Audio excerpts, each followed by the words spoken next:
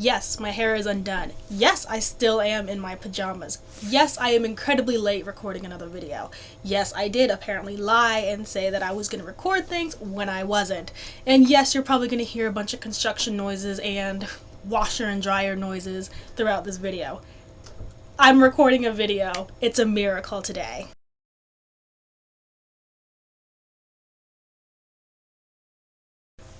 Hello everyone and welcome back to my channel. My name is October. This is Nerdboy Reads, a channel which I talk about all the things that I've been reading, and today we're going to be doing an unhaul. I've been doing a lot of looking at my shelves, both my manga shelves and my bookshelves, and I told you before that I read a lot of American comics. Yeah, that was a lie. I have a lot of American comics. I don't read them. So I'm going to be unhauling a lot of American comics. I'm going to be unhauling a lot of books that I'm not going to read for a second time. And I'm unhauling a lot of manga that I'm just not keeping up with, nor do I plan on keeping up with, and they're just kind of taking up shelf space that I don't have. So I have a nice stack of books and stuff here, and we're just going to go ahead and go on through them. Now, the first two books that I have are by my favorite author, and you may be asking, October, why are you getting rid of books from your favorite author? Because one of them is my least favorite book that I've read of hers, and the other one is a duplicate that I'm not going to read, nor do I feel like trying to search for. And those books in order are The Near Witch and A Darker Shade of Magic by V.E. Schwab. They're both Barnes & Noble exclusive editions, and I'm not going to try to find the rest of the Barnes & Noble exclusive editions of A Darker Shade of Magic, despite really liking this edition. I like the little ribbon it has as a bookmark. I like the fan art it has on the end pages. I just don't feel like trying to hunt down another copy of this series when I have them all in paperback, and I can easily get them in paperback again. Plus, again, I have all of her books, so why would I need them? And as for The Near Witch, I just didn't like it. It is her debut young adult novel. I'm not going to read it again. It was pretty unmemorable, pretty generic, especially for V.E. Schwab, and I already have a friend who said they would take this from me, so I'm going to just pass it along to her and hope that she gets more use out of it than I did. Next we have Night of Cake and Puppets by Laini Taylor.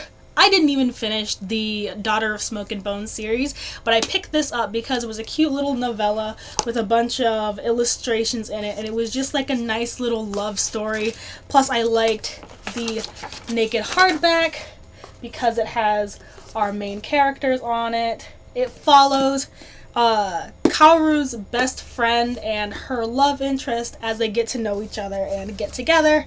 I guess they are still together in the series. Like I said, I haven't finished The Daughter of Smoke and Bone, nor do I plan on it. And I finished Strange the Dream, but I got rid of that a while ago because it took a turn I didn't like. So I'm starting to think that Laini Taylor just isn't an author for me, and I've held on to this for as long as I could.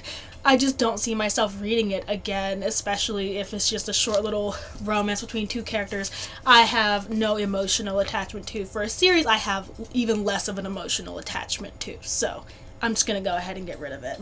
Next, we have Till, I believe it's how it's pronounced. This is a German translated folk story, I believe. I read it really quick when I was in college. I believe it was like my last year of college, so like 2 years ago, and I'm never going to read it again. I don't remember what happened in this, and I honestly don't care to reread it and figure out what happened in it. I just kind of held on to it because I thought I would want to reread it, but I never did. And I never will, now that I think about it. My TBR is too long to try to go back and reread books that I wasn't even interested in the first place. It sounded interesting when I picked it up, it just didn't follow through in my opinion. Another book that I am not going to reread, we have Night Film by Marisha Pessl. This is a book that gets a lot of hype, and it was truly worth it. I really enjoyed the mystery of the book, and was it really magic elements that played in throughout the book? I'm just never going to reread it again, and it kind of felt like a cop-out in the end. I didn't really understand what was happening. It kind of felt like it was playing on like wasn't magic, it was actually mental illness the whole time thing. And I'm just not down for it. I could have been reading it wrong. I just don't care to go back and figure it out again. The cover is neat. I really like the cover of this book, but it's just not something I'm gonna reread. I read it once and that was good enough for me. If I really feel like rereading it again, I could just pick up the audiobook. I could pick it up on Kindle. I can buy it again from Second and Charles where I got this copy, and I can easily find it. So yeah. All that sentiment goes the same with The Lost Apothecary by Sarah Penner. This was actually a really interesting book. I liked the dual perspectives of our two main characters and how they kind of intertwine and how they meet up. They don't meet up because it's literally two different timelines, but I like the way they intersected and the mystery behind everything, and I'm just not going to reread it. It felt 20 pages too long. I feel like they had a good ending point and then the author just kept going and it kind of ruined the book for me. So I'm not going to reread it. It was cute, it was quick, it was short, it was interesting. The cover is stunning. It's just kind of taking up shelf space right now because I'm not going to reread this. So hopefully someone else will get a lot more use out of it. I think that's the whole theme that I have going on. I hope a lot more people get a lot more use out of these books than I do, because I read them, I thought I was going to reread them. I'm not going to reread them. They're just kind of taking up shelf space now, so they gotta go. Speaking of books that I am never going to reread and are taking up shelf space, I have the first two books in the Caraval series, Caraval and Legendary. I put this on the list of series that I have going, an active series that I wanted to finish last year, and I have decided that I don't care. I don't care what happens to these people. I don't care about the characters. I don't care about the mystery. If I really want to, I'll look it up on Wikipedia or book spoilers, whatever. I'll find the answer. I just don't want to reread it. It's very young for me now, and I just don't want to read it. I see it everywhere now. Well, I wanted to try to find it used because I refuse to pay full price for these books, and the only place I can find them is a full price bookstore, despite the series being over for years now. And I refuse to pay full price because I said when I was talking about this series that I may end up getting rid of it. I'm getting rid of it. I don't care about it. I'm never going to care about it. If I really want to, I believe my sister has it, so I can borrow it from her and I can just be done with it. I don't care. I'm going to get rid of it. This next book is something that I finished recently, and it just left me feeling weird, and while it is highly acclaimed, I can see where it gets its high acclaim from. It's just not for me, and I'm not going to keep it. Tender is the Flesh by Agustina Bazterrica. I'd said before that this was one of my most anticipated books. I really wanted to read it. The horror was there. It felt more like a dystopia than a horror, with horrific elements in it, mainly on how they treat the female characters in this book. There are some things in here that will always stick with me, and not in the good way. I was really looking forward to reading this book. Now I did, and now I can get rid of it. It was gross, and I can see where people get the horror from, and it was horrific. I just will never, ever, ever read this book again. It was great, but it also wasn't great. I'm never gonna read it. I can't even ethically recommend this book to people anymore. I can't even ethically recommend this book to anybody. Like, I can recommend the rest of the books that I'm getting rid of. Fine, good, whatever. This book, no. It's gross, and I'm done with it. Like, I read it once, and that's all I needed to do. Then we have, so far, my least favorite Stephen King book. This is The Outsider. It was good for, like, the first half. I really enjoyed the element of how did this one person commit two crimes at the same time, in two very different places. I was looking forward to that, and then it just kind of petered out halfway through the book, and then by the time we got to the end, I just didn't care anymore. So I'm getting rid of it. I can remember all the twists. I'm pretty sure it is an HBO series now. It has this ugly little sticker on it that says so. So if I really wanted to relive the story, I can probably watch it there, or I can get it at any bookstore that I want to. But out of the 4 Stephen King books I've read so far, this was my least favorite one. I'm never going to read it again. So I'm getting rid of it. Another part of this is me realizing that I don't have to keep all of the books that from an author that I like. Like Stephen King, I like a lot of his books. V.E. Schwab, love her. But I don't have to keep the books that I didn't like from them and to still be considered a fan. Like if it's taking up precious self-space from books that I actually like and books that I'm really enjoying and really thinking about rereading, why do I want to keep stuff that I'm not looking forward to rereading and it just makes me angry to look at on my shelf? Well, a lot of these don't make me angry. I'm just very apathetic, but Caraval made me angry every time I looked at it. That's the only one. Before we move on to my American comics, I'm going to show you the manga that I'm getting rid of, and the first one is volume 6 of Bleach. I picked up a random volume of Bleach because I kind of I started collecting the big 3 shonen manga, so I have a bunch of One Piece volumes, I have a bunch of Naruto volumes, so I thought I was going to start collecting Bleach with them. But then I realized I don't really care to restart Bleach. Don't get me wrong, I love Bleach. It's a really good series. It's part of the big 3 for a reason. I enjoy the action, the characters are fun. It's just not something that I want to relive, especially because I remember the manga seemed to drag on a lot. I know the anime is different and the anime has a lot of filler, and a lot of people do really think that the manga holds up. I'm just not one of them. I didn't even read this volume. I just picked it up because I was picking up Naruto and One Piece, so I figured I'd pick up a Bleach volume. But I'm not going to collect Bleach. If I wanted to, I can just get a box set and I'll call it a day. So yeah. Plus I have the Shonen Jump app, so if I really wanted to, I can just read it on the Shonen Jump app. Next we have volume 1 of From the Red Fog. This is about a child serial killer, and I read the first volume.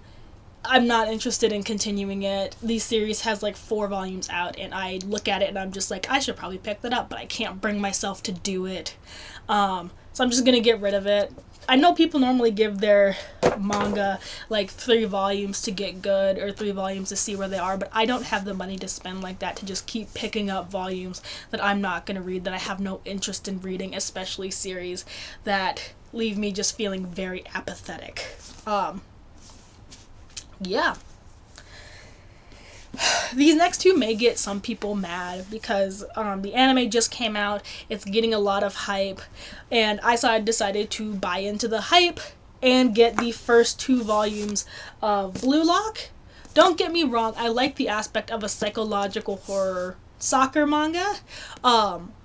It's just not for me. Maybe I'll try the anime, maybe I'll be an anime only for this, but I think I prefer my sports series animated so I can actually feel the hype, feel the emotion. It's what happened with Haikyuu. I tried to read the manga for Haikyuu, but it just didn't leave me feeling the same way as the anime did. So maybe I'll watch the Blue Lock anime. I'm pretty sure Core 1 just ended, so I can go back and watch it. Either that, or I'm pretty sure the season ended, so I can just go through and binge it probably this weekend because it's still Saturday, so I still have time. But I'm not going to keep picking up the physical volumes. If I really want to read the manga, I can probably buy it digital or read it on some totally illegal boat site, but I'm just not going to continue the Blue Lock manga.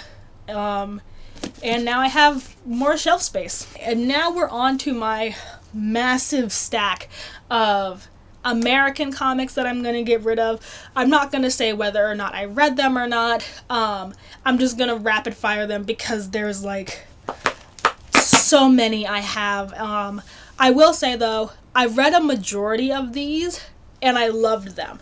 I'm just never going to go back and reread them, and they're just kind of lingering on my shelves doing nothing when they could really be making some other collector happy, so I'm just gonna go ahead and get rid of them. First we have 3 books in the new Black Widow series. We have 3 volumes of Young Avengers. We have the complete, I believe this is a complete run of the Nova series. This one I really enjoyed. Like, if I had to regret giving up any of them, it would be the Nova series. This was like one of the first comics that I ever bought, and I really enjoyed it. But like I said before, I'm not going to reread them, and they're just kind of taking up space that I don't have. 2 volumes of Spider-Gwen. This was another good one. I really like how they incorporated her art style. 3 volumes of Spider-Gwen, actually.